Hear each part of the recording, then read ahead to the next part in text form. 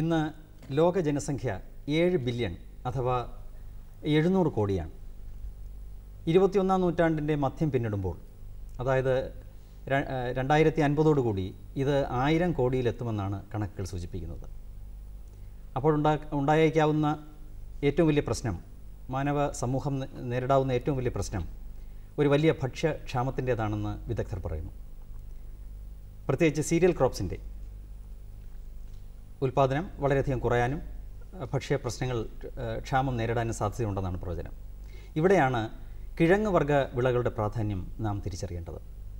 നമ്മുടെ കപ്പ അല്ലെങ്കിൽ മരച്ചീനി ഉൾപ്പെടുന്ന കിഴങ്ങ് വർഗ്ഗങ്ങളുടെ ഒരു പ്രയോജനം അവിടെയാണ് വരുന്നത്. ഇന്ത്യയിലെ തന്നെ ഏറ്റവും വലിയ കിഴങ്ങ് ഗവേഷണ കേന്ദ്രങ്ങളിലൊന്ന് പ്രവർത്തിക്കുന്നത് കേരളത്തിലാണ്. തിരുവനന്തപുരത്ത് ശ്രീകാര്യത്തുള്ള CTCRI കേന്ദ്ര കിഴങ്ങ് വർഗ്ഗ ഗവേഷണ കേന്ദ്രം ആണ് ഈ മേഖലയിലെ ഒരു പ്രധാനപ്പെട്ട ഗവേഷണ സ്ഥാപനം.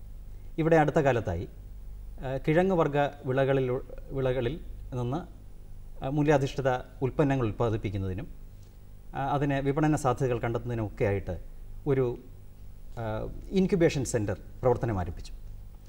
ഈ ഇൻക്യുബേഷൻ സെൻറ്ററിൻ്റെ സാരഥ്യം വഹിക്കുന്ന CTCRIയിലെ പ്രിൻസിപ്പൽ സയൻറ്റിസ്റ്റായ ഡോക്ടർ പത്മജയാണ് ഇന്ന് നമ്മുടെ അതിഥി. ഡോക്ടർ പത്മജയെ നമുക്ക് ഈ പരിപാടിയിലേക്ക് സ്വാഗതം ചെയ്യാം. സ്വാഗതം ഡോക്ടർ പത്മജ. എന്താണ് ഈ ഇൻക്യുബേഷൻ സെൻറ്ററിൻ്റെ പ്രവർത്തനം? എന്താണ് ഇതുകൊണ്ട് ഉദ്ദേശിക്കുന്നത്? കിഴങ്ങുവർഗ്ഗ വിളകളെ അധിഷ്ഠിതമായിട്ടുള്ള ചെറുകിട സംരംഭങ്ങൾ ആരംഭിക്കുന്നതിന് വേണ്ടിയിട്ട്, സംരംഭകരെ ആകർഷിക്കുന്നതിന് വേണ്ടിയിട്ട് കഴിഞ്ഞ വർഷം കേരള ഗവൺമെൻറ് CTCRIക്ക് 1 കോടി രൂപ അനുവദിക്കുകയുണ്ടായി. അപ്പോൾ അത് ഉപയോഗിച്ചിട്ടാണ് ഈ ടെക്നോ ഇൻക്യുബേഷൻ സെൻറ്റർ അഥവാ സാങ്കേതിക സംരംഭകത്വ പരിശീലന കേന്ദ്രം CTCRIയിൽ ആരംഭിച്ചിട്ടുള്ളത്. അപ്പോൾ ഇതിൻ്റെ ഉദ്ദേശം എന്ന് പറഞ്ഞാൽ, ഈ മുഖ്യമായിട്ടും കേരളത്തിൽ കൃഷി ചെയ്യപ്പെടുന്ന വിള മരച്ചീനി ആയതുകൊണ്ട് മരച്ചീനി അധിഷ്ഠിതമായിട്ടുള്ള മൂല്യവർദ്ധിത ഉൽപ്പന്നങ്ങൾ ഉണ്ടാക്കുവാനുള്ള സാങ്കേതിക വിദ്യയും അതിൻ്റെ കൂടെ തന്നെ അവർക്ക് ഈ ചെറുകിട സംരംഭകർക്ക് ഈ സെൻറ്റർ ഉപയോഗിച്ച് ഉൽപ്പന്നങ്ങൾ ഉണ്ടാക്കിയിട്ട് അവരുടെ തന്നെ ബ്രാൻഡ് നെയിമിൽ കൊണ്ടുപോയി വിൽക്കാനും ഉള്ള ഒരു സൗകര്യം ഒരുക്കുക എന്നുള്ളതാണ്. അപ്പോൾ കാലക്രമേണ ഇങ്ങനെ കുറച്ച് നാൾ ഉപയോഗിച്ച് കഴിയുമ്പോൾ ഈ പ്രോഡക്ട്സിനൊക്കെ മാർക്കറ്റിൽ നല്ല സാധ്യതയുണ്ടെന്നുള്ളത് സംരംഭകർ മനസ്സിലാക്കുകയും അങ്ങനെ തന്നെ ഒരു യൂണിറ്റ് തുടങ്ങാമെന്നുള്ള ഒരു വിശ്വാസം അല്ലെങ്കിൽ ഒരു കോൺഫിഡൻസ് അവർക്ക് കിട്ടുകയും ചെയ്യും. അപ്പോൾ അതാണ് അതിൻ്റെ പ്രാഥമികമായിട്ടുള്ള ഉദ്ദേശം. അപ്പോൾ മരച്ചീനി കപ്പ അടിസ്ഥാനമാക്കിയാണ് അല്ലേ? കപ്പയുടെ പ്രോഡക്ട്സ് ആണ് കൂടുതലും വരുന്നതെന്ന് മനസ്സിലാക്കുന്നു. ഒരു കാലത്ത് നമ്മൾ ഈ കപ്പയുടെ അരി കൊണ്ടുണ്ടാക്കിയ മുറുക്ക് വാങ്ങാൻ ചെല്ലുമ്പോൾ ഇത് കപ്പ പൊടിയാണ് എന്ന് പറഞ്ഞ് പുറന്തള്ളുന്ന ഒരവസ്ഥ ഒരു കാലത്തുണ്ടായിരുന്നു. അപ്പോൾ അതെങ്ങനെയാണ് സമൂഹം ഇത് സ്വീകരിക്കുന്നുണ്ടോ? അത് മാറിപ്പോയി. കാര്യം ഇപ്പം മുഖ്യമായിട്ടും മരച്ചീനി അധിഷ്ഠിതമായിട്ട് നല്ല ഉൽപ്പന്നങ്ങൾ ഉണ്ടാക്കാം എന്നുള്ള സാങ്കേതിക വിദ്യ CTCRIയിൽ വികസിപ്പിച്ചെടുത്തിട്ടുണ്ട്. അപ്പോൾ അതുകൊണ്ട് തന്നെ ആളുകൾക്ക് അത് മനസ്സിലായി തുടങ്ങിയിട്ടുണ്ട്. ഇപ്പോൾ കഴിഞ്ഞ കാലങ്ങളിൽ തന്നെ അത് മനസ്സിലാക്കി ഏതാണ്ട് 15 സംരംഭകരോളം തന്നെ CTCRIയിൽ നിന്ന് ഈ ടെക്നോളജി എടുത്തിട്ടുണ്ട്. അതിൽ ചിലരൊക്കെ തീർച്ചയായിട്ടും തുടങ്ങിയിട്ടുമുണ്ട്. അപ്പം ഈ ഉൽപ്പന്നങ്ങൾ CTCRIയിൽ വികസിപ്പിച്ചെടുത്തിട്ടുള്ള ഈ ഉൽപ്പന്നങ്ങളെല്ലാം തന്നെ മുഖ്യമായിട്ടുള്ള ഘടകം മരച്ചീനി എന്നുള്ള മാവാണ്. അപ്പോൾ മരച്ചീനി മാവിൽ നമുക്കറിയാം ഈ മാംസ്യത്തിൻ്റെ അംശം, പ്രോട്ടീൻ്റെ അംശം കുറവാണ്. 1% താഴെയുള്ളൂ. ധാന്യവിളകളിലാണെങ്കിൽ ഏതാണ്ട് 10 മുതൽ 12% വരെ മാംസ്യമുണ്ട്. അപ്പോൾ അതിനോട് നോക്കുമ്പോൾ കിഴങ്ങ് വർഗ്ഗ വിളകളിൽ മരച്ചീനിയിൽ പ്രത്യേകിച്ചും വളരെ കുറവാണ്. അപ്പോൾ ഈ മൂല്യവർദ്ധിത ഉൽപ്പന്നങ്ങൾ ഉണ്ടാക്കുക എന്ന് പറയുമ്പോൾ അതിൻ്റെ മൂല്യം വർദ്ധിക്കുന്നതിൻ്റെ കൂടെ തന്നെ അതിൻ്റെ പോഷക മൂല്യവും വർദ്ധിപ്പിക്കുന്നുണ്ട്. അപ്പോൾ അതിന് ഉതകുന്ന തരത്തിലുള്ള കാര്യങ്ങൾ ഇതിൽ ചേർത്തിട്ടാണ് ഈ ഉൽപ്പന്നങ്ങളെല്ലാം ഉണ്ടാക്കിയിട്ടുള്ളത്. അപ്പോൾ ഇതിൻ്റെ രുചിയും അതിൻ്റെ പോഷക മൂല്യവും വർദ്ധിക്കുന്നു എന്നുള്ളതാണ് ഇതിൻ്റെ ഒരു പ്രത്യേകിച്ചുള്ള ഒരു അഡ്വാൻറ്റേജ്. അപ്പോൾ അത് മുതലാക്കിക്കൊണ്ട് മനസ്സിലാക്കിക്കൊണ്ട് ഒരുപാട് സംരംഭകർ ഈ രംഗത്ത് വരുന്നുണ്ട്. കഴിഞ്ഞ ഒരു 5 വർഷം കൊണ്ട് ഏതാണ്ട് 4500-5000-ഓളം കുടുംബശ്രീ പ്രവർത്തകർ, NGOs അവർക്കൊക്കെ തന്നെ ഈ സ്ഥാപനത്തിൽ നിന്ന് ട്രെയിനിങ് കൊടുത്തിട്ടുണ്ട്. അതിൽ ചിലരൊക്കെ തീർച്ചയായിട്ടും ഈ ഉൽപ്പന്നങ്ങൾ ഉണ്ടാക്കി തുടങ്ങിയിട്ടുമുണ്ട്. പക്ഷേ എന്നാലും കൂടുതൽ പേരെ ഈ രംഗത്തേക്ക് ആകർഷിക്കണം, അത് ഉദ്ദേശിച്ചിട്ടാണ് ഈ ടെക്നോ ഇൻക്യുബേഷൻ സെൻറ്റർ തുടങ്ങിയിട്ടുള്ളത്. എന്തൊക്കെ പ്രോഡക്ട്സ് ആണ് അവിടെ നിന്ന് ഇപ്പോൾ പുറത്തു വരുന്നത്? അവിടെ നിന്ന് ഇപ്പോൾ നമ്മൾ മുഖ്യമായിട്ടും ടെക്നോളജി ഡെവലപ്പ് ചെയ്തിട്ടുള്ളത് മരച്ചീനിയുടെ മാവ് അധിഷ്ഠിതമായിട്ടുള്ള നമ്മുടെ കേരളീയരുടെ രുചിക്ക് അനുസൃതമായിട്ടുള്ളതാണ്. പക്കാവട, മധുരസേവ, പിന്നെ മിക്സ്ചർ പോലുള്ള ഒരെണ്ണമുണ്ട്. പിന്നെ ന്യൂട്രി ചിപ്സ് എന്നും പറഞ്ഞ്, അതായത് മുട്ടയും കൂടെയൊക്കെ ചേർത്തിട്ട് ന്യൂട്രി ചിപ്സ് എന്നും പറഞ്ഞൊരെണ്ണം. അങ്ങനെ ഏതാണ്ട് ഒരു 10 തരത്തിലുള്ള വറപുരി ഉൽപ്പന്നങ്ങൾ പ്രോഡക്ട്സ് തീർച്ചയായിട്ടും കൊണ്ടുവന്നിട്ടുണ്ട്. ഇപ്പോൾ ഇതിപ്പോൾ കാണുകയാണെങ്കിൽ മധുരസേവ എന്ന് പറയും. അപ്പം നേരത്തെ ആണെങ്കിൽ മൈദ മാത്രം അധിഷ്ഠിതമായിട്ടുള്ള പ്രോഡക്റ്റാണ് മാർക്കറ്റിലുള്ളത്. അപ്പോൾ അതിൻ്റെതായിട്ടുള്ള ദോഷമുണ്ട്. നമുക്കിന്നറിയാം ഒരുപാട് യുവാക്കളിലൊക്കെ തന്നെ ഒരുപാട് ഈ വണ്ണം വെച്ചിട്ടുള്ള ഒബേസിറ്റി എന്ന് പറയും, തടി കൂടിയിട്ട് അതുമായിട്ട് ബന്ധപ്പെട്ട് ഡയബറ്റീസ് ഒക്കെ പോലുള്ള രോഗങ്ങൾ വരിക, അങ്ങനെയൊക്കെ ഉണ്ട്. അപ്പോൾ അതിനെയൊക്കെ ഒരു പരിധി വരെ ചേർത്ത് നിൽക്കാൻ കഴിവുള്ളതാണ് ഈ മൈദ കുറയ്ക്കുക എന്നുള്ളത്. അപ്പോൾ അതുകൊണ്ട് ഈ ഫൈബർ ധാരാളമായിട്ട്, നാരിൻ്റെ അംശം ധാരാളമായിട്ടുള്ള മരച്ചീനി മാവ് ചേർത്തിട്ടാണ് നമ്മൾ ഈ ഉൽപ്പന്നങ്ങളെല്ലാം തന്നെ ഉണ്ടാക്കിയിട്ടുള്ളത്. അപ്പം മധുരസേവ എന്ന് പറഞ്ഞൊരു ഉൽപ്പന്നമുണ്ട്. അതുപോലെ തന്നെ പക്കാവട എന്ന് പറയുന്നത് മാർക്കറ്റിൽ എന്നും ഞങ്ങളവിടെ സാധാരണയായിട്ട് എക്സിബിഷൻ നടത്തുമ്പോഴും അല്ലാതെ തന്നെ ഞങ്ങളുടെ ഫാം വഴി സെയിൽസ് നടത്തുമ്പോഴും ഒക്കെ ഏറ്റവും ഡിമാൻഡുള്ള ഒരു കാര്യമാണ് ഈ പക്കാവട എന്ന് പറയുന്നത്. കാര്യം ചെറിയ എരിവും കൂടെ ഉള്ളതുകൊണ്ട് ഒത്തിരി പേർക്ക് അത് വളരെ ഇഷ്ടമാണ്. അപ്പോൾ ഇങ്ങനത്തതൊക്കെ ഈ സെൻറ്റർ വഴി അവർക്ക് ഞങ്ങളുടെ ഒരു മേൽനോട്ടത്തിൽ ഈ ഉൽപ്പന്നങ്ങൾ ഉണ്ടാക്കിയിട്ട് അത് മാർക്കറ്റിൽ കൊണ്ടുപോയി വിൽക്കുക എന്നുള്ളതാണ്. അപ്പോൾ അവരുടെ തന്നെ ബ്രാൻഡ് ഉണ്ടാക്കിയിട്ട് ആ ബ്രാൻഡ് നെയിമിൽ ഇത് വിൽക്കുക എന്നുള്ളതാണ് ഇതിൻ്റെ കൺസെപ്റ്റ്. ഇപ്പോൾ ദൂരെയൊക്കെ ഉള്ള ഡിസ്ട്രിക്ട്സ്, മലപ്പുറം, വയനാട്, അതുപോലെയുള്ള കോഴിക്കോടൊക്കെ പോലുള്ള സ്ഥലങ്ങളിൽ നിന്ന് ആളുകൾക്ക് വരുമ്പം ബുദ്ധിമുട്ടുണ്ടാകാതിരിക്കാൻ വേണ്ടി ഞങ്ങൾ ഈ മുഖ്യമായിട്ട് ഇതിൽ ചേർക്കുന്നത് മരച്ചീനി മാവായതുകൊണ്ട് അത് ഞങ്ങളുടെ ഇൻസ്റ്റിറ്റ്യൂട്ടിൽ നിന്ന് കൊടുക്കുക, കുറച്ച് സബ്സിഡൈസ്ഡ് പ്രൈസിൽ കൊടുത്തിട്ട് ബാക്കിയുള്ള കാര്യങ്ങൾ മാത്രം അവർ കൊണ്ടുവന്നിട്ട് ഞങ്ങളുടെ മെഷീനറി ഉപയോഗിച്ച് ഉണ്ടാക്കുക എന്നുള്ളതാണ് ഇതിൽ നിന്ന്. ഇത് ക്രിസ്പ് എന്ന് എഴുതിയിരിക്കുന്നത്, ക്രിസ്പ് എന്ന് എഴുതിയിരിക്കുന്ന പ്രോഡക്റ്റ് നമ്മളിപ്പോൾ മാർക്കറ്റിൽ നമുക്ക് മിക്സ്ചർ എന്നൊക്കെ പറഞ്ഞ് കിട്ടുന്ന തരത്തിലുള്ളതാണ്. അതായത് എന്താ പറയുക, ഓമപ്പൊരി എന്നൊക്കെ ചിലവർ പറയും. അപ്പോൾ അങ്ങനത്തെ പ്രോഡക്റ്റാണ്. അപ്പോൾ ഇതിനകത്തെല്ലാം ഞങ്ങൾ സൺഫ്ലവർ ഓയിൽ അല്ലെങ്കിൽ സനോല, സഫോള എന്നൊക്കെ പറയുന്ന പ്യുവർലി അൺസാച്ചുറേറ്റഡ് ആയിട്ടുള്ള ഓയിലാണ് ഞങ്ങൾ യൂസ് ചെയ്യുന്നത്. പക്ഷേ ചെറുകിട സംരംഭകർക്ക് വെളിച്ചെണ്ണയെക്കാളും ഈ അൺസാച്ചുറേറ്റഡ് ഓയിലിനേക്കാളും ഇടയ്ക്ക് നിൽക്കുന്ന ഒരെണ്ണമാണ് ഈ നമ്മുടെ പാം ഓയിൽ എന്ന് പറയുന്നത്. അപ്പോൾ പാം ഓയിൽ ഇപ്പോൾ മാർക്കറ്റിൽ 55-60 രൂപയൊക്കെ ലിറ്ററിനുള്ളൂ. അതേസമയം മറ്റേതാണെങ്കിൽ 110-120 രൂപ കൊടുക്കണം. അപ്പോൾ കീപ്പിംഗ് ക്വാളിറ്റി, അതായത് സൂക്ഷിച്ച് വയ്ക്കാൻ പറ്റുന്ന തരത്തിലുള്ളതാണ് പാം ഓയിൽ. വെളിച്ചെണ്ണ ഒട്ടും നമുക്ക് സൂക്ഷിച്ച് വയ്ക്കാൻ പറ്റില്ല, കനച്ചു പോകും. അപ്പോൾ പാം ഓയിൽ ഉൽപ്പന്നങ്ങൾ ഉണ്ടാക്കാൻ വേണ്ടിയിട്ടാണ് ഞങ്ങൾ എല്ലാവരോടും അഡ്വൈസ് ചെയ്യുന്നത്. പാം ഓയിൽ കുഴപ്പമില്ല, കാര്യം പകുതി സാച്ചുറേഷനാണ്. വെളിച്ചെണ്ണയെക്കാളും അൺസാച്ചുറേറ്റഡ് ആണ്. അതേസമയം സനോല, സഫോള ഗ്രൂപ്പിനേക്കാളും കുറച്ചുകൂടി സാച്ചുറേറ്റഡ് ആണ്. അപ്പോൾ ഒരു മിഡിൽ ലെവൽ സാച്ചുറേഷനാണ്, വിലയും കുറവാണ്, ടേസ്റ്റ് ഒന്നും കാര്യമായിട്ട് ബാധിക്കില്ല. അപ്പോൾ അതുകൊണ്ട് പാം ഓയിൽ ബേസ് ചെയ്തിട്ട് ഉണ്ടാക്കാനാണ് ഞങ്ങൾ എപ്പോഴും സംരംഭകരോട് പറയുന്നത്. ഇപ്പോൾ ഈ കാണിച്ചിരിക്കുന്ന പ്രോഡക്ട്സ് എല്ലാം എണ്ണയിൽ വറുത്തെടുക്കുന്ന പ്രോഡക്ട്സ്. അതെ. പക്ഷേ ഈ അതിലും കുറച്ച് ഹെൽത്ത് പ്രോബ്ലംസ് ഉണ്ട്. ഈ ചിപ്സ് എല്ലാവരും കഴിക്കാൻ ആഗ്രഹിക്കുന്ന ഒരു കാര്യമാണ്. ഇപ്പോൾ കൊളസ്ട്രോൾ ഒക്കെ വന്നു കഴിഞ്ഞാൽ അത് നമ്മൾ കുറയ്ക്കേണ്ടി വരും. അപ്പോൾ എണ്ണ തീരെ ഉപയോഗിക്കാതെ ടേസ്റ്റ് കിട്ടുന്ന പ്രോഡക്ട്സ് ഉണ്ടോ? പറഞ്ഞ് വളരെ ശരിയാണ്. എന്താണെന്ന് വെച്ചാൽ എണ്ണയിൽ നമ്മൾ വറുത്തെടുക്കുന്ന കാര്യങ്ങൾക്ക് ഒരു 34-35% എണ്ണ അതിനകത്ത് റീറ്റെയിൻ ചെയ്യും. അതേസമയം നമുക്ക് അങ്ങനെ എണ്ണ ഉപയോഗിക്കാതെ ഉണ്ടാക്കാവുന്ന കാര്യങ്ങളുണ്ട്. അത് നമ്മൾ പഫ്ഡ് ഫുഡ് പ്രോഡക്ട്സ് എന്ന് പറയും. അത് എക്സ്ട്രൂഷൻ ടെക്നോളജി എന്നും പറഞ്ഞ് ഒരു ടെക്നോളജി വഴി ഉണ്ടാക്കുന്നതാണ്. അപ്പോൾ അതിനുള്ള മെഷീൻസും ഈ ടെക്നോ ഇൻക്യുബേഷൻ സെൻറ്ററിൽ ഞങ്ങൾ ഒരുക്കിയിട്ടുണ്ട്. അപ്പോൾ അതിനകത്താണെങ്കിൽ നമുക്ക് ഒരുപാട് അവസരങ്ങളുണ്ട്. കാര്യം ഇപ്പോൾ മരച്ചീനി മാവിന് തന്നെ മാംസ്യത്തിൻ്റെ അംശം കുറവാണെങ്കിൽ വേറെ ഒരുപാട് കാര്യങ്ങൾ ഗുണമേന്മയുള്ളത് ചേർത്തിട്ട് നമുക്കൊരു കോമ്പോസിറ്റ് ഫ്ലവർ എന്ന് പറയും, മാവാക്കി മാറ്റിയിട്ട് ഈ എക്സ്ട്രൂഷൻ മെഷീനകത്ത് ഇട്ട് കഴിഞ്ഞാൽ അത് മെൽറ്റ് ചെയ്തിട്ട് ഹൈ ടെമ്പറേച്ചറിൽ മെൽറ്റ് ചെയ്തിട്ട് അത് വെളിയിൽ വന്ന് ലോ ടെമ്പറേച്ചർ ആകുമ്പോൾ പഫ് ചെയ്യും. അപ്പോൾ അതിനകത്ത് ടോട്ടലി ഓയിൽ ഫ്രീ. ഈ ഇടുന്ന പ്രോഡക്റ്റിൽ എത്ര ഓയിലുണ്ടോ അത് മാത്രമേ അതിനകത്ത് കാണുള്ളൂ. എന്നിട്ട് അത് സീസൺ ചെയ്യും. അപ്പോൾ അതിനകത്ത് നമുക്ക് ഇഷ്ടമുള്ള ഫ്ലേവേഴ്സ് കൊടുക്കാം. നമുക്ക് കുട്ടികൾക്കൊക്കെ ഇഷ്ടപ്പെടുന്ന തരത്തിലുള്ള ഫ്ലേവേഴ്സ് ഉണ്ട്. പുഡിന ഫ്ലേവർ, ടൊമാറ്റോ ഫ്ലേവർ എന്നൊക്കെ പറഞ്ഞ് സീസണിങ് പൗഡേഴ്സ് ഉണ്ട്. അപ്പോൾ ആ സീസണിങ് മെഷീനും ഈ ഫെസിലിറ്റി നമ്മൾ ഈ ടെക്നോ ഇൻക്യുബേഷൻ സെൻറ്ററിലുണ്ട്. അപ്പോൾ ഈ പ്രോഡക്ട്സ് ഉണ്ടാക്കിയിട്ട് സീസൺ ചെയ്തിട്ട് അവർക്ക് ആ പ്രോഡക്റ്റ് കൊണ്ടുപോയി മാർക്കറ്റിൽ കൊടുക്കുക. അത് പ്യുവർലി ഒരു ഹെൽത്തി ഫുഡെന്ന് നമുക്ക് പറയാൻ പറ്റും. ചുരുക്കം പറഞ്ഞാൽ ഇതിൻ്റെ മാവടക്കമുള്ള സാധനങ്ങൾ കൊണ്ടുവന്ന് ഈ സെൻറ്ററിലുള്ള ഫെസിലിറ്റീസ് മെഷീനറി ഉപയോഗപ്പെടുത്തിക്കൊണ്ട് ഏതൊരാൾക്കും ആവശ്യത്തിനുള്ള പ്രോഡക്ട്സ് ഉണ്ടാക്കി പാക്ക് ചെയ്ത് കൊണ്ടുപോകാം. ഈ പാക്കറ്റും അവർ തന്നെ കൊണ്ടുവരണം എന്നാണ്. പാക്കറ്റ് അവരവരുടെ ബ്രാൻഡ് നെയിമിലുള്ളതാണല്ലോ നമുക്ക് മാർക്കറ്റിൽ കൊടുക്കേണ്ടത്. അപ്പോൾ രജിസ്റ്റേർഡ് യൂണിറ്റ്സ് ആകുമ്പോൾ അവർക്ക് അവരുടേതായിട്ടുള്ള ബ്രാൻഡ് നെയിം കാണും. അപ്പോൾ അവരങ്ങനെ രജിസ്റ്റർ ചെയ്തിട്ട് ആ ബ്രാൻഡ് നെയിമിലുള്ള പാക്കറ്റ് കൊണ്ടുവന്നാൽ ഈ ടെക്നോ ഇൻക്യുബേഷൻ സെൻറ്ററിൽ പാക്കിംഗ് മെഷീൻസ് ഉണ്ട്. അത് 2-3 ടൈപ്പ് പാക്കിംഗ് മെഷീനുണ്ട്. ഒരെണ്ണം ബാച്ച് സീലിംഗ് എന്ന് പറയും, അത് സാധാരണക്കാർക്ക് പാക്കറ്റാക്കി കൊണ്ടുവരുമ്പോൾ സീൽ ചെയ്യാനുള്ളത്. വേറെ ഒരെണ്ണം ഓട്ടോമാറ്റിക് സീലിംഗ് മെഷീനാണ്. അത് നമുക്ക് പ്രോഡക്റ്റിൻ്റെ പാക്കറ്റ് റീലായിട്ട് വെക്കണം. അത് താഴോട്ട് വരുമ്പോൾ ഓട്ടോമാറ്റിക്കായിട്ട് ഇപ്പോൾ 150, അതായത് 150 ഗ്രാം ഇടണമെങ്കിൽ നമ്മളത് സെറ്റ് ചെയ്യും. 200 ഗ്രാം ഇടണമെങ്കിൽ അങ്ങനെ സെറ്റ് ചെയ്യാം. അത് കഴിയുമ്പോൾ നമുക്ക് അതിനകത്ത് ആ ക്വാണ്ടിറ്റി നിറഞ്ഞിട്ട് തന്നെത്താനെ സീൽ ചെയ്ത് പാക്കറ്റായിട്ട് താഴേക്ക് വരും ഓട്ടോമാറ്റിക്കായിട്ട്. അപ്പോൾ അതിൻ്റെ ഒരു മെഷീനും ഇതിനകത്ത് ഒരുക്കിയിട്ടുണ്ട്. വളരെ നല്ല ഒരു കാര്യമാണ്. നമ്മുടെ നാടൻ കപ്പ നമ്മുടെ മലയാളിക്ക് ഏറ്റവും പ്രിയപ്പെട്ട വിഭവമാണ്. ഇത് എങ്ങനെ പാകം ചെയ്യണമെന്ന് നമ്മൾ ആരും പഠിപ്പിക്കേണ്ടതില്ല, എങ്ങനെ നട്ടു വളർത്തണമെന്ന് ആരും പഠിപ്പിക്കേണ്ടതില്ല.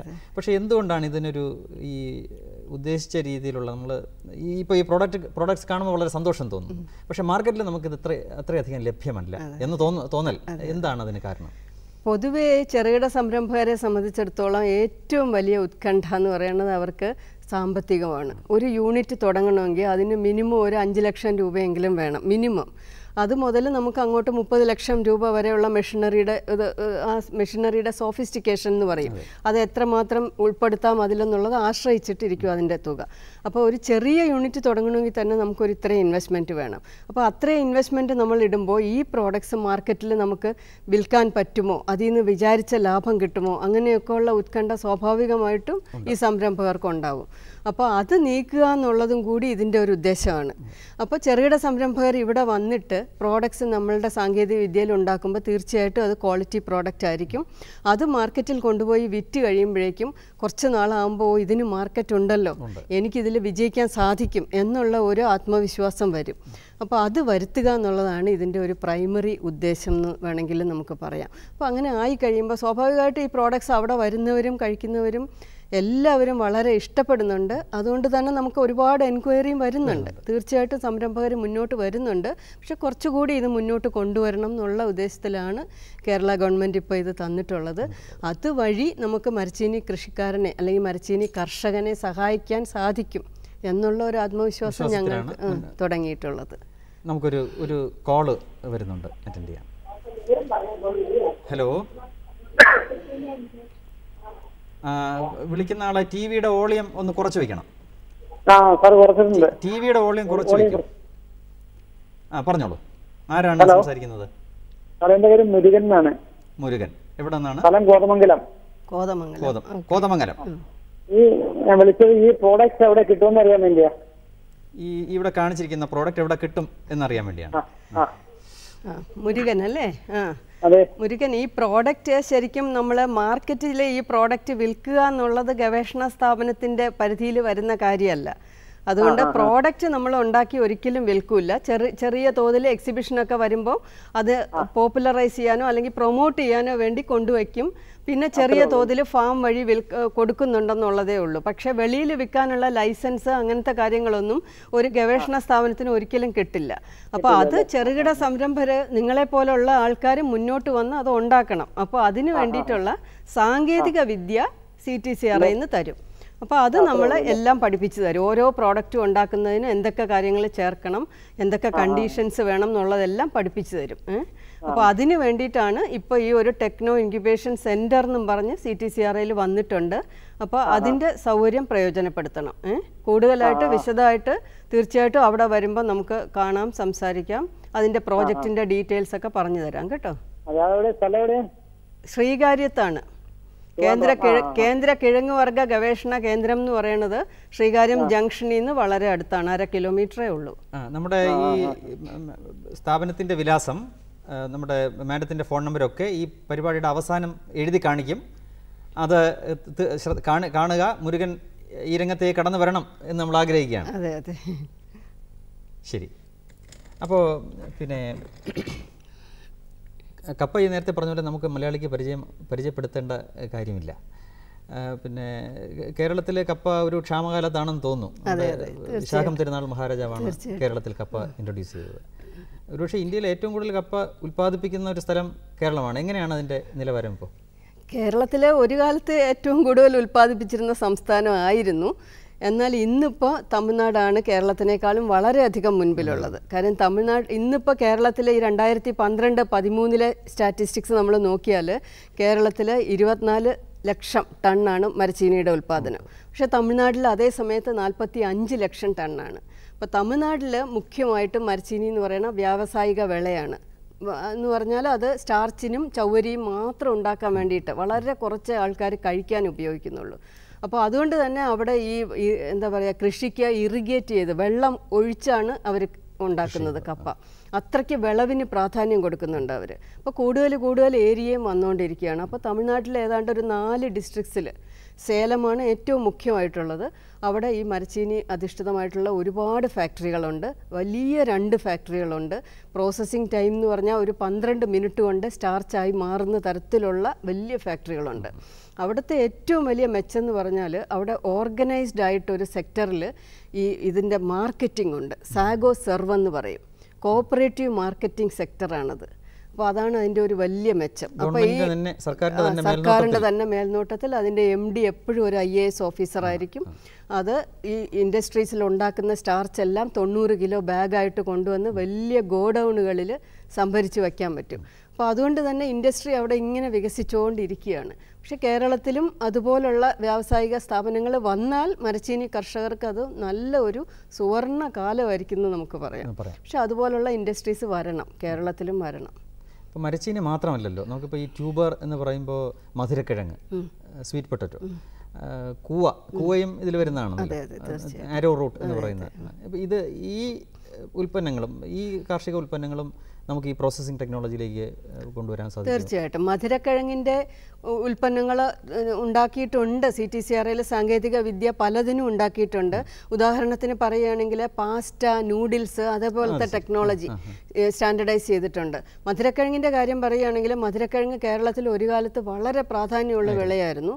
പക്ഷേ അത് കാലക്രമേണ അത് ചുരുങ്ങി ഇപ്പോൾ വളരെ കുറച്ച് ഏക്കറേജേ ഉള്ളൂ. പക്ഷേ മധുരക്കിഴങ്ങിനെ ഒട്ടുമുക്ക ആൾക്കാർക്കും അറിയാവുന്ന കാര്യമാണ് മധുരക്കിഴങ്ങ് ഒരു ഹെൽത്ത് ഫുഡാണെന്നുള്ളത്. അതായത് മധുരക്കിഴങ്ങെന്നാണ് പേരെങ്കിലും അതൊരു ഡയബറ്റീസുകാർക്ക് കഴിക്കാവുന്ന ഫുഡാണ്. എന്തുകൊണ്ടാണെന്ന് വെച്ചാൽ അതിലെ പഞ്ചസാരയുടെ അംശത്തെക്കാളും അതിൻ്റെ സ്റ്റാർച്ചിൻ്റെ പ്രത്യേകതയാണ്. മധുരക്കിഴങ്ങിൽ അടങ്ങിയിട്ടുള്ള സ്റ്റാർച്ച് ഒരു 50-55% നമുക്ക് ദഹിക്കാൻ കഴിവുള്ളൂ. ബാക്കി സ്റ്റാർച്ച് ദഹിക്കാതെ പോകും. അതായത് അതിന് റെസിസ്റ്റൻ്റ് സ്റ്റാർച്ച് എന്ന് പറയും. അപ്പോൾ അങ്ങനെയുള്ള കാര്യം വരുന്നതുകൊണ്ട് അതിൻ്റെ ഗ്ലൈസീമിക് ഇൻഡെക്സ് എന്ന് പറയുന്നത് 55 താഴെയാണ്. അപ്പോൾ എന്താ പറ്റുകയെന്ന് വെച്ചാൽ ഡയബറ്റീസുകാർക്ക് അത് കഴിച്ചാലും 2 മണിക്കൂർ കൊണ്ട് വളരെ സ്ലോ ആയിട്ടേ ഗ്ലൂക്കോസ് കൂടുകയുള്ളൂ. അപ്പോൾ മധുരക്കിഴങ്ങിനെ അധിഷ്ഠിതമായിട്ട് പ്രത്യേകിച്ചും ക്യാരറ്റിനെ പോലെ കളറുള്ള കരോട്ടീൻ ധാരാളമായിട്ടുള്ള മധുരക്കിഴങ്ങ് വെറൈറ്റീസ് ഉണ്ട്. പിന്നെ വയലറ്റ് നിറത്തിൽ ആന്തോസൈനിൻ എന്ന് പറയും, അത് ആൻറ്റി ക്യാൻസറാണ്. അങ്ങനത്തെ വെറൈറ്റീസ് ഉണ്ട്. അതെല്ലാം അധിഷ്ഠിതമായിട്ട് പാസ്റ്റ ഒക്കെ ഉണ്ടാക്കുന്നതിൻ്റെ ടെക്നോളജി ഉണ്ട്. പാസ്റ്റ 2 മെഷീൻ ഈ ഫെസിലിറ്റിയിൽ നമ്മൾ ഉൾപ്പെടുത്തിയിട്ടുണ്ട്. അതും ഓൾറെഡി വന്നു കഴിഞ്ഞു. അപ്പോൾ അതൊക്കെ ശരിക്കും അതിൻ്റെ സാങ്കേതിക വിദ്യ എല്ലാം സംരംഭകർക്ക് പ്രയോജനപ്പെടുത്തി ഇപ്പോഴത്തെ ഈ സോഫ്റ്റ്വെയർ ബൂമൊക്കെ വന്നപ്പം ഇൻസ്റ്റൻറ്റ് കുക്കിംഗ് പ്രോഡക്ട്സാണ് പാസ്റ്റ. 7-8 മിനിറ്റേ എടുക്കുകയുള്ളൂ. അപ്പോൾ ഈ സോഫ്റ്റ്വെയർ എഞ്ചിനീയേഴ്സിൻ്റെയൊക്കെ ഈ ബൂം വന്നു കഴിഞ്ഞപ്പോൾ ശരിക്കും കിച്ചണിൽ സ്പെൻഡ് ചെയ്യാൻ ടൈം കുറവുള്ള ആൾക്കാർക്ക് ഇതിൻ്റെയൊക്കെ പ്രയോജനം മാക്സിമം പ്രയോജനപ്പെടുത്താം എന്നുള്ളത് കൊണ്ട് തന്നെ കേരളത്തിൽ വളരെ ഇന്ത്യയിൽ തന്നെ വളരെ എക്സ്പാൻഷൻ പറഞ്ഞിട്ടുള്ള പ്രോഡക്റ്റാണ് പാസ്റ്റ. നമുക്കൊരു കോൾ ഇവിടെ ഉണ്ട്. ഹലോ ഹലോ, പറയണം. എവിടെ നിന്നാണ്, ആരാണ് വിളിക്കുന്നത്? തങ്കമണി രാജീവ് നമ്പൂതിരി. എവിടെയാണ്? ചേർത്തല. പറയണം. എനിക്ക് കിഴങ്ങ് മറ്റേ കാച്ചിലിന്റെ മൂല്യവർദ്ധിത ഉൽപ്പന്നങ്ങളെ കുറിച്ച് അറിയാം. കാച്ചിലിന്റെ ഇപ്പൊ നമ്മള് പണ്ട് കാലത്ത് കിഴങ്ങും കാച്ചിലും ഒക്കെ ധാരാളമായിട്ട് കഴിച്ചിരുന്നല്ലോ മാഡം. ഇപ്പൊ അതേപോലെ ഇപ്പൊ ഞാൻ കുറച്ച് കാച്ചിലൊക്കെ കൃഷി ചെയ്യുന്നുണ്ട്. അപ്പൊ അതിന്റെ മൂല്യവർദ്ധിത ഉൽപ്പന്നങ്ങൾ നമുക്ക് കുറച്ച് നാള് കൂടുതൽ സൂക്ഷിച്ചു വെക്കാൻ പറ്റിയ രീതിയിലുള്ള എന്തെങ്കിലും ചെയ്യാൻ പറ്റുമോ എന്നുള്ളതാണ്. തീർച്ചയായിട്ടും. കാച്ചിലിൻ്റെ മൂല്യവർദ്ധിത ഉൽപ്പന്നങ്ങളെ പറ്റി CTCRAയിൽ ഗവേഷണം നടത്തി കുറച്ച് പ്രോഡക്ട്സ് ഒക്കെ കാച്ചിലിൽ നിന്ന് ഉണ്ടാക്കിയിട്ടുണ്ട്. പക്ഷേ തീർച്ചയായിട്ടും മരച്ചീനിയോട് നോക്കുമ്പോൾ കാച്ചിലിന് അതിൻ്റെതായിട്ടുള്ള ചില പ്രോസസ്സിങ് പ്രോബ്ലംസ് എന്ന് നമ്മൾ പറയും. അതുണ്ട്. കാര്യം എന്താണെന്ന് വെച്ചാൽ ഈ നിറം മാറുന്ന ഒരു പ്രത്യേകത കാച്ചിലിനുണ്ട്. മരച്ചീനിക്ക് ഒരിക്കലും അത് വരില്ല. മധുരക്കിഴങ്ങ്, കാച്ചിൽ അതുപോലുള്ള കിഴങ്ങ് വർഗ്ഗങ്ങൾക്കൊക്കെ നമ്മൾ അത് സംസ്കരിക്കുന്ന സമയത്ത് തന്നെ അതിന് നിറമാറ്റം വരും. അപ്പോൾ അങ്ങനെ വന്നു കഴിയുമ്പോൾ അത് നമ്മൾ ഉൽപ്പന്നങ്ങളാക്കി മാറ്റിക്കഴിഞ്ഞാൽ ആ ഉൽപ്പന്നത്തിലും ആ നിറം വരും. അപ്പോൾ അതിൻ്റെ മാർക്കറ്റ് അപ്പീൽ എന്ന് നമ്മൾ പറയും. ആളുകൾ അത് വാങ്ങിക്കാനുള്ള സാധ്യത കുറച്ച് കുറയും. അപ്പോൾ അതുകൊണ്ട് വേറെ ഒരു ടെക്നോളജി വഴി അതിൽ നിന്ന് നല്ല നിറത്തിലുള്ള മാവ് ഉണ്ടാക്കിയിട്ട് മാവ് അധിഷ്ഠിതമായിട്ടുള്ള ഉൽപ്പന്നങ്ങൾ ഉണ്ടാക്കാനുള്ള ടെക്നോളജി ഉണ്ട്. തീർച്ചയായിട്ടും അത് വെച്ചിട്ട് നമുക്ക് ഉണ്ടാക്കാൻ പറ്റും. പക്ഷേ ഒരു സംരംഭം എന്നുള്ള നിലയ്ക്ക് നമ്മൾ തുടങ്ങുമ്പോൾ ചെറിയ തോതിൽ ഇപ്പോൾ വീട്ടിലൊക്കെ തങ്കമണി രാജീവ് അല്ലേ? തങ്കമണി. വീട്ടിലൊക്കെ നമ്മൾ ചെറിയ തോതിലൊക്കെ ഉൽപ്പന്നങ്ങൾ ഉണ്ടാക്കുമ്പോൾ നമുക്ക് തീർച്ചയായിട്ടും അത് ചെയ്യാം. പക്ഷെ ഒരു സംരംഭം എന്നുള്ള നിലയ്ക്ക് നമ്മൾ എടുക്കുമ്പോൾ തീർച്ചയായിട്ടും നമുക്കതിൻ്റെ ഒരു വർഷം മുഴുവനും ആ കിഴങ്ങ് കിട്ടിക്കൊണ്ടിരിക്കുക എന്നുള്ളത് ഒരു പ്രാധാന്യമുള്ള കാര്യമാണ്. അപ്പോൾ അങ്ങനെ ഉണ്ടായാൽ മാത്രമേ നമുക്ക് ലാഭകരമായിട്ടുള്ളൊരു സംരംഭം മുന്നോട്ട് കൊണ്ടുപോകാൻ പറ്റുള്ളൂ. പക്ഷെ തീർച്ചയായിട്ടും സെൽഫ് ഹെൽപ്പ് ഗ്രൂപ്പ്, കുടുംബശ്രീ അതുപോലുള്ളവർക്കൊക്കെ ചെറിയ തോതിൽ ഉൽപ്പന്നങ്ങൾ ഉണ്ടാക്കാവുന്നതാണ്. അതിൻ്റെ സാങ്കേതിക വിദ്യയും ട്രെയിനിങ്ങും CTCRAയിൽ നിന്ന് കൊടുക്കും. നന്ദി ശ്രീ തങ്കമണി രാജീവ്. ഈ കൃഷിയിലേക്ക് വരണം. ഈ കൃഷിയിലേക്കും ഈ സെൻറ്ററിൻ്റെ മാഡം ഹെഡ് ചെയ്യുന്ന സെൻറ്ററിൻ്റെ സേവനം എടുക്കുകയും ഈ രംഗത്തേക്ക് കടന്നു വരികയും ചെയ്യണമെന്നാണ് നമ്മുടെ അഭ്യർത്ഥന. നമുക്കൊരു കോൾ ഇവിടെ ഉണ്ട്. ഹലോ. ഹലോ. പറയൂ, ആരാണ് വിളിക്കുന്നത്? എൻ്റെ പേര് വിജേഷ്. വിജയൻ. വിജേഷ്. എവിടെ നിന്നാണ്? വയനാട്. പറയണം. അതായത് നമ്മളെ ഈ കപ്പ തൊലി പൊളിച്ചിട്ട് അത് നമ്മളെ പച്ചക്കുള്ള ആ തനിമ നിലനിർത്തിയിട്ട് സംസ്കരിച്ചെടുക്കാനുള്ള എന്തെങ്കിലും മാർഗം ഉണ്ടോ എന്നുള്ള അറിയാൻ വേണ്ടിയാ വിളിച്ചത്. എക്സ്പോർട്ട് ആണോ ഉദ്ദേശിക്കുന്നത്? അല്ല, അതോ ലോക്കലായിട്ട് നമ്മുടെ നാട്ടിൽ തന്നെ വിൽക്കാനായിട്ടല്ലേ? നാട്ടിൽ തന്നെ ഇപ്പോ റെഡിമെയ്ഡ് ആയിട്ട് വിൽക്കാൻ വേണ്ടിയിട്ടും പിന്നെ അതുകൂടാതെ ഇപ്പോ ഈ മഴക്കാലത്ത് ഈ കപ്പൊക്കെ വില കുറയുന്ന സമയമാണല്ലോ. അതെ. ആ സമയത്ത് നമുക്ക് കൂടുതൽ കാലം വെക്കാൻ പറ്റുമോ, അതിനെ കുറിച്ചൊന്നും അറിയാൻ വേണ്ടിയിട്ട്. കപ്പയുടെ ഏറ്റവും വലിയ ഒരു ദോഷം എന്ന് പറഞ്ഞാൽ കപ്പ ഒട്ടും സൂക്ഷിച്ചു വെക്കാൻ പറ്റില്ല എന്നുള്ളത് തന്നെയാണ് അല്ലേ?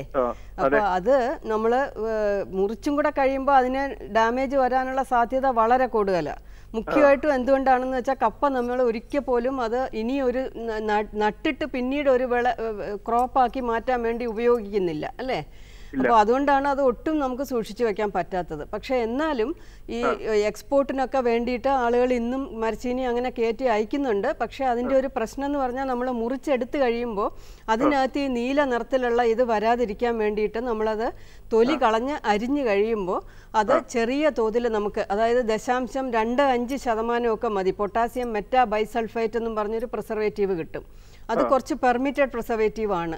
അപ്പോൾ അതിനകത്തോ അല്ലെങ്കിൽ സിട്രിക് ആസിഡ് എന്ന് പറഞ്ഞൊരു സാധനം കിട്ടും. അപ്പോൾ അതിനകത്തോ നമ്മൾ അത് 1% വേണ്ടി വരും കോൺസെൻട്രേഷൻ. അതിനകത്തോ നമ്മൾ വെള്ളം, അതായത് ഒരു കിലോ മരച്ചീനിക്ക് ഒരു 5 ലിറ്ററോളം കലക്കിയിട്ട് അതിനകത്ത് 1 മണിക്കൂർ മുക്കി വെച്ചിട്ട് അത് എടുക്കുക.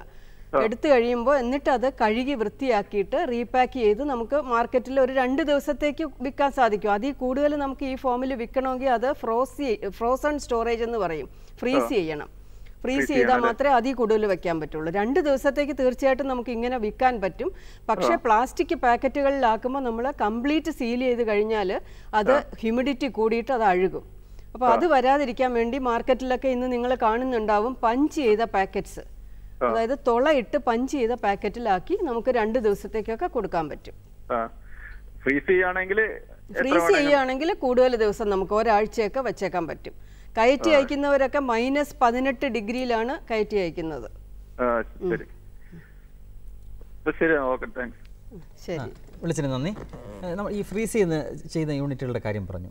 ഇവിടെ കേരളത്തിൽ ഇപ്പോൾ വയബിളായിട്ട് പ്രവർത്തിക്കുന്ന ഇതുപോലെ ഫ്രീസ് ചെയ്ത് കയറ്റി അയക്കുന്ന യൂണിറ്റ്സ് ഉണ്ടോ? ഫ്രീസ് ചെയ്ത് കയറ്റി അയക്കുന്ന യൂണിറ്റ് കേരളത്തിലുണ്ട്. മലയാളികൾക്ക് നമുക്കറിയാലോ അല്ലേ, മലയാളികൾക്ക് എപ്പോഴും ഒരു എത്നിക് ലവ് എന്ന് പറയും മരച്ചീനിയോട്. എവിടെ ഉണ്ടെങ്കിലും കപ്പ കിട്ടുകയാണെങ്കിൽ കഴിക്കാൻ അവർക്ക് ഇഷ്ടമാണ്.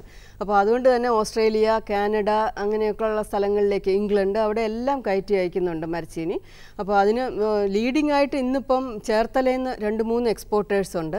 അതിലൊരാൾ ഒരു ഫുഡ് കോ ഡെലിക്കസീസ് എന്നും പറഞ്ഞ് ഒരു ആഷിഖ് ഇബ്രാഹിം, അദ്ദേഹമൊക്കെ നമ്മളുടെ അവിടെ വന്ന് പല കാര്യങ്ങളും ഞങ്ങൾ ഇൻട്രാക്ട് ചെയ്ത് അവരുടെ കയറ്റുമതിയായിട്ട് ബന്ധപ്പെട്ട് മരച്ചീനിയിൽ വരുന്ന പ്രശ്നങ്ങളൊക്കെ നമ്മൾ സോൾവ് ചെയ്ത് കൊടുത്തിട്ടുണ്ട്.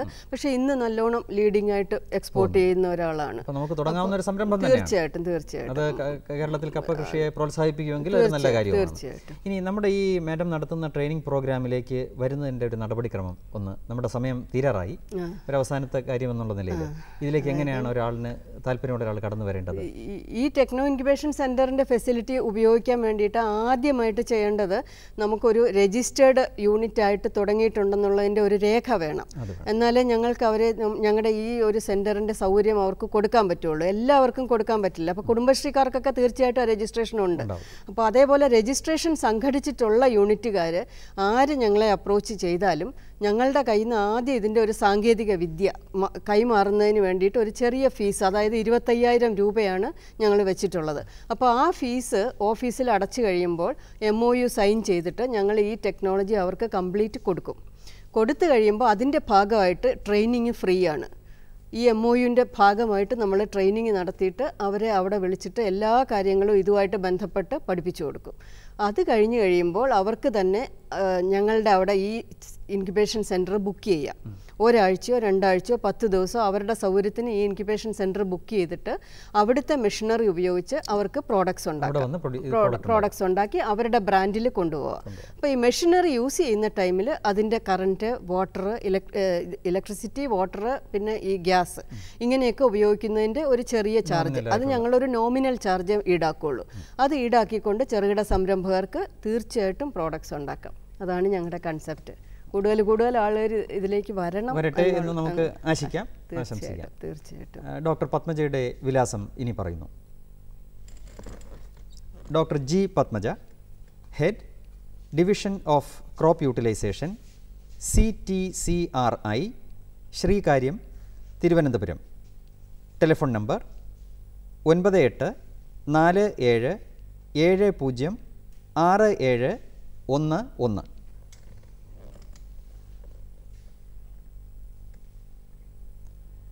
ഈ പ്രോഗ്രാമിൽ പങ്കെടുത്ത് ഇത്രയധികം കാര്യങ്ങൾ, വളരെ പ്രയോജനപ്രദമായ കാര്യങ്ങൾ നമ്മുടെ പ്രേക്ഷകരുമായി പങ്കുവച്ച ഡോക്ടർ പത്മജയ്ക്ക് നന്ദി പറയുന്നു. പ്രേക്ഷകർക്കും നന്ദി പറയുന്നു. Thank you.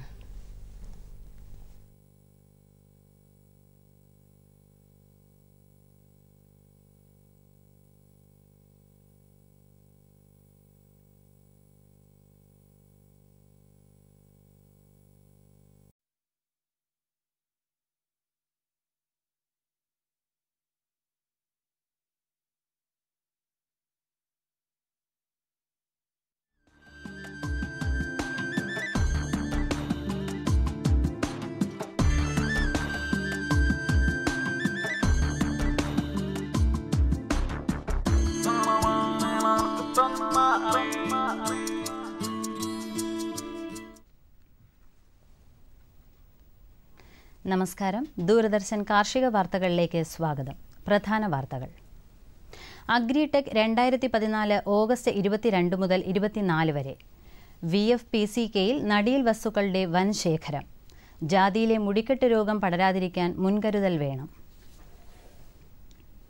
വിശദമായ വാർത്തകളിലേക്ക്. രാജ്യത്തെ ഏറ്റവും വലിയ കാർഷിക പ്രദർശനമായ അഗ്രിടെക് ഇന്ത്യ 2014 ഈ മാസം 22 മുതൽ 24 വരെ ബംഗളൂരുവിലെ ഇന്റർനാഷണൽ എക്സിബിഷൻ സെന്ററിൽ നടക്കും. മീഡിയ ടുഡേ ഗ്രൂപ്പ് സംഘടിപ്പിക്കുന്ന കാർഷിക ബിസിനസ് പ്രദർശനത്തിന്റെ ഭാഗമായി കാർഷിക മേഖലയുമായി ബന്ധപ്പെട്ട 6 പ്രദർശനങ്ങളും വിവിധ രാജ്യങ്ങളുടെ പവലിയനുകളും ഉണ്ടാകും. വിദേശത്തു നിന്നും ഇറക്കുമതി ചെയ്യുന്ന വില കൂടിയ ഫലവർഗ്ഗങ്ങൾ നമ്മുടെ കൃഷിയിടങ്ങളിലും വിളയിക്കാം. മാംഗോസ്റ്റീൻ, ദുരിയാൻ, റംപൂട്ടാൻ, ഫിലോസൻ, തായ്ലൻഡ് പേര, മുന്തിരിപ്പേര തുടങ്ങി 80ഓളം ഫലവൃക്ഷ തൈകൾ കൊച്ചി കാക്കനാട്ടുള്ള VFPCKയുടെ ബിസിനസ് കേന്ദ്രത്തിൽ ലഭ്യമാണ്. ഓർക്കിഡ്, ആന്തൂറിയം, ഫോക്സ്ടെയിൽ പാം, കറുത്ത മുള തുടങ്ങി 200ഓളം അലങ്കാര ചെടികളും ടിഷ്യൂ കൾച്ചർ വാഴത്തൈകളും വിത്തുകളും VFPCKയിൽ നിന്ന് വിതരണത്തിന് തയ്യാറായിട്ടുണ്ട്. കൂടുതൽ വിവരങ്ങൾക്ക് VFPCKയുമായി ബന്ധപ്പെടാവുന്നതാണ്. ഫോൺ 0484 288 1333 9497 713883. തലയോലപ്പറമ്പ് മൃഗസംരക്ഷണ പരിശീലന കേന്ദ്രത്തിൽ ഓഗസ്റ്റ് 11, 12 തീയതികളിൽ പന്നി വളർത്തലിൽ സൗജന്യ പരിശീലനം നൽകുന്നു. ബന്ധപ്പെടേണ്ട ഫോൺ നമ്പർ 0482 9234 323.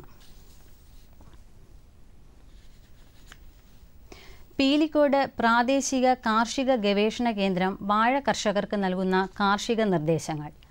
വാഴയിൽ തട തുരക്കുന്ന വണ്ടുകളെ കാണുകയാണെങ്കിൽ കാർബാറിൽ 50 WP എന്ന കീടനാശിനി 2 ഗ്രാം 1 ലിറ്റർ വെള്ളത്തിൽ ചെളിയുമായി ചേർത്ത് തടയിൽ പുരട്ടിക്കൊടുക്കണം. കൂടാതെ ഇതേ ലായനി ഇലക്കവിളുകളിലും ഒഴിച്ചു കൊടുക്കണം. കുല പൂർണ്ണമായി വന്ന വാഴയിൽ കൂമ്പ് ഒടിച്ചു കളഞ്ഞതിനു ശേഷം ഉണങ്ങിയ വാഴയിലകൾ കൊണ്ട് കുല പൊതിഞ്ഞു കിട്ടുന്നതാണ് നല്ലത്. മഴയിലും ഇടയ്ക്കിടെ ശക്തമായ കാറ്റും ഉണ്ടായേക്കാം എന്നതിനാൽ നേന്ത്രവാഴകൾ താങ്ങ് നൽകി സംരക്ഷിക്കണം. കശുമാവ് കർഷകർക്കുള്ള നിർദ്ദേശങ്ങൾ. ഉണക്കരോഗം ബാധിച്ച കശുമാവിൻ കൊമ്പുകൾ മുറിച്ചുമാറ്റി ബോർഡോ കുഴമ്പ് പുരട്ടുക. തണ്ടുതുരപ്പൻ പുഴുവിനെ നിയന്ത്രിക്കുവാൻ തായ്തടിയിലും പുറമേ കാണുന്ന വേരുകളിലും 2% കാർബാറിലും ചെളിയും ചേർത്ത മിശ്രിതം വർഷത്തിൽ 2 തവണ തേച്ചു കൊടുക്കുക. പുഴുവിൻ്റെ സമാധി ദശകൾ കാണുകയാണെങ്കിൽ തീയിട്ട് നശിപ്പിക്കണം. കുടപ്പനക്കുന്ന് മൃഗസംരക്ഷണ പരിശീലന കേന്ദ്രത്തിൽ ഓഗസ്റ്റ് 11 മുതൽ 13 വരെ പശു വളർത്തലിൽ സൗജന്യ പരിശീലനം നൽകുന്നു. പരിശീലനത്തിൽ പങ്കെടുക്കുന്നവർ 11-ാം തീയതി രാവിലെ 9 മണിക്ക് പരിശീലന കേന്ദ്രത്തിൽ എത്തണം. ആദ്യം ഹാജരാകുന്ന 50 പേർക്കാണ് പരിശീലനത്തിൽ പ്രവേശനം നൽകുക. ഫോൺ 0471 273 2918. തിരുവനന്തപുരം മിത്രനികേതൻ കൃഷി വിജ്ഞാന കേന്ദ്രത്തിൽ ഈ മാസം 11, 12 തീയതികളിൽ മരച്ചീനിയുടെ മൂല്യവർദ്ധിത ഉൽപ്പന്നങ്ങളെക്കുറിച്ചും 13, 14 തീയതികളിൽ കൂൺകൃഷിയും മൂല്യവർദ്ധിത ഉൽപ്പന്നങ്ങളും എന്ന വിഷയത്തെക്കുറിച്ചും പരിശീലനം നൽകുന്നു. പരിശീലനത്തിൽ പങ്കെടുക്കുന്നവർക്ക് ബന്ധപ്പെടാവുന്ന ഫോൺ നമ്പർ 9387 882778. ജാതിമരങ്ങളിൽ മഴക്കാലത്തുണ്ടാകുന്ന രോഗമാണ് മുടിക്കെട്ട്. ഇത് പരക്കുന്നത് മരാസ്മിയസ് ഇക്യൂക്രിനേസ് എന്ന കുമിൾ കാരണമാണ്. ജൂൺ മുതൽ നവംബർ മാസം വരെ ഈ രോഗം കണ്ടുവരുന്നു. ജാതിമരത്തിൽ നിന്ന് കൊഴിയുന്ന ഇലകൾ താഴെ വീഴാതെ ശിഖരങ്ങളിൽ പറ്റിപ്പിടിച്ചിരിക്കും. മനുഷ്യൻ്റെ തലമുടി പോലെയുള്ള നാരുകളാണ് ഇലകൾ താഴെ വീഴാതെ നിർത്തുന്നത്. ഇത് ജാതിയുടെ ശിഖരങ്ങളെ ഉണക്കുകയും കായ്പിടുത്തം കുറയ്ക്കുകയും ചെയ്യും. തണൽ കൂടുതലുള്ള തോട്ടങ്ങളിലും നീർവാർച്ച ഇല്ലാത്ത ഇടങ്ങളിലെ തോട്ടങ്ങളിലുമാണ് മുടിക്കെട്ട് രൂക്ഷമായി കണ്ടുവരുന്നത്. ജാതിത്തോട്ടങ്ങളിലെ തണൽ ക്രമീകരിച്ച് നീർവാർച്ച ഉറപ്പാക്കി 1% വീര്യമുള്ള ബോർഡോ മിശ്രിതം മരങ്ങളിൽ ഇപ്പോഴും ഒക്ടോബറിലും തളിക്കണം. ഇതുമൂലം മുടിക്കെട്ട് രോഗം നിയന്ത്രിക്കാനാവും. കമ്പോള നിലവാരം. വെളിച്ചെണ്ണ കൊച്ചി 16,500, വെളിച്ചെണ്ണ കോഴിക്കോട് 17,850, വെളിച്ചെണ്ണ തൃശൂർ 16,650, കൊപ്ര കൊച്ചി 11,500, കൊപ്ര കോഴിക്കോട് 11,680, കൊപ്ര തൃശൂർ 11,145, കുരുമുളക് അൺഗാർബിൾഡ് 72,000, കുരുമുളക് ഗാർബിൾഡ് 75,000, ചുക്ക് മീഡിയം 31,000, ചുക്ക് ബെസ്റ്റ് 32,500, മഞ്ഞൾ സേലം 7,000, മഞ്ഞൾ ഈറോഡ് 7,200, അടയ്ക്ക പുതിയത് 26,000-നും 27,000-നും മധ്യേ. Kochi rubber 5 grade 13,000, rubber 4 grade 13,500, Kottayam rubber 5 grade 13,000, rubber 4 grade 13,500. കമ്പോള നിലവാരം കൊച്ചി. വെളിച്ചെണ്ണ 16,500, കൊപ്ര 11,500, പിണ്ണാക്ക് എക്സ്പെല്ലർ 2,300, പിണ്ണാക്ക് റോട്ടറി 3,000, കുരുമുളക് അൺഗാർബിൾഡ് 72,000, കുരുമുളക് ഗാർബിൾഡ് 75,000, ചുക്ക് മീഡിയം 31,000, ചുക്ക് ബെസ്റ്റ് 32,500, മഞ്ഞൾ നാടൻ 6,200, അടയ്ക്ക പുതിയത് 26,000-നും 27,000-നും മധ്യേ, ജാതിക്ക തൊണ്ടൻ കിലോഗ്രാമിന് 225-നും 275-നും മധ്യേ, ജാതിക്ക തൊണ്ടില്ലാത്തത് 450-നും 480-നും മധ്യേ, ജാതിപത്രി 750-നും 900-നും മധ്യേ, ഗ്രാമ്പു 900-നും 1,025-നും മധ്യേ. Rubber RSS 5 grade 13,000, rubber RSS 4 grade 13,500, ഒട്ടുപാൽ 8,700, latex 10,000. കമ്പോള അവലോകനം.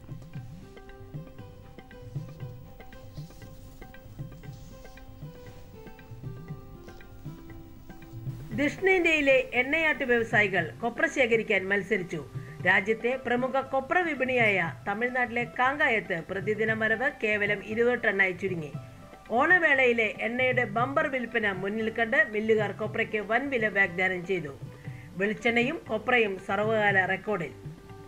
പ്രതികൂല കാലാവസ്ഥയും റബ്ബറിന്റെ വില തകർച്ചയും ഉൽപാദകരെ സാമ്പത്തിക ഞെരുക്കത്തിലാക്കി. മഴ മൂലം റബ്ബർ വെട്ട് നിലച്ചത് ലാറ്റക്സ് വരവിനെ ബാധിച്ചു. സ്റ്റോക്കിസ്റ്റുകൾ വിപണിയുടെ തിരിച്ചുവരവിനെ കാത്തിരിക്കുന്നു. അതേസമയം ഇറക്കുമതി ചരക്ക് ലഭിച്ച വ്യവസായികൾ ആഭ്യന്തര മാർക്കറ്റിൽ നിന്ന് അകന്നു. ഏലക്ക വിളവെടുപ്പ് ഉൽപാദകരെ പ്രതീക്ഷയ്ക്കൊത്ത് ഉയരാഞ്ഞത് ഹൈറേഞ്ചിൽ നിന്നുള്ള ചരക്ക് നീക്കം കുറച്ചു. പ്രമുഖ ലേലകേന്ദ്രങ്ങളിലും അവധി വ്യാപാരത്തിലും ഏലം മികവിലാണ്. കുരുമുളക് റെക്കോർഡ് വിലയിൽ കൈമാറി. ചുക്ക്, ജാതിക്ക, മഞ്ഞൾ അടക്ക വിലകളിൽ മാറ്റമില്ല.